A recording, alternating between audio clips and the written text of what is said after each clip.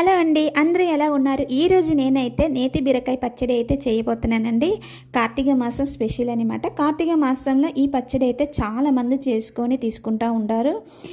Actually మాకు చెన్నైలో ఈ నేతి బీరకాయ దొరకడం చాలా కష్టం. మొన్న మా అత్తయ్య వాళ్ళు వచ్చినప్పుడైతే ఈ నేతి బీరకాయలు అయితే తీసుకొచ్చారనమాట. నేను ఇప్పుడైతే పచ్చడి అయితే చేయబోతున్నానండి.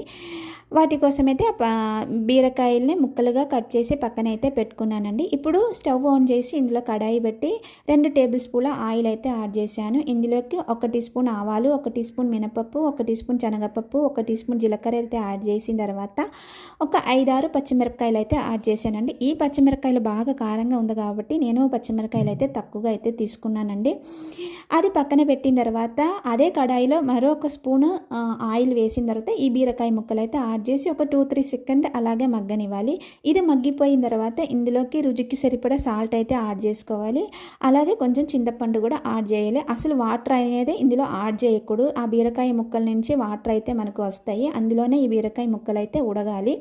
ఇది బాగా ఉడిగిపోయిన తర్వాత పూర్తిగా చల్లారనివ్వాలి. ఈ లోపల మనం ఫస్ట్ పచ్చిమిరపకాయలు అవన్నీ ఉన్నాయి కదా, అదైతే మిక్సీ అయితే పట్టుకున్నాను. మిక్సీ పట్టినప్పుడు ఒక 2-3 రెబ్బల వెల్లుల్లిపాయ కూడా యాడ్ చేసి ఫస్ట్ మిక్సీ అయితే పట్టుకోవాలి. అది మిక్సీ పట్టిన తర్వాత పూర్తిగా చల్లారిన బీరకాయ ముక్కలేసి మనం పచ్చడి అయితే పట్టుకోవాలి. అప్పుడు అందులోకి కొంచెం కొత్తిమీర కూడా యాడ్ చేసి పచ్చడి అయితే పట్టుకోవాలన్నమాట. తర్వాత ఇక్కడ పోపు అయితే పెట్టుకోవడమేనండి. పోపు కోసం నేను ఆయిల్ వేసి అందులో 2-3 వెల్లుల్లి రెబ్బలు అయితే యాడ్ చేశాను. ఈ వెల్లుల్లి రెబ్బలు వేస్తే ఫ్లేవర్ అయితే చాలా బాగుంటుంది. మళ్ళీ పోపు దినుసులు వేసుకొని కొంచెం కరివేపాకు కూడా వేసుకొని పోపు అయితే పెట్టుకోవడమేనండి. అంతేనండి, పచ్చడి అయితే ఇక్కడ రెడీ అయిపోయింది. మీరు కూడా ఇంట్లో ఒకసారి ట్రై చేసి చూడండి, చాలా చాలా బాగుంటుంది.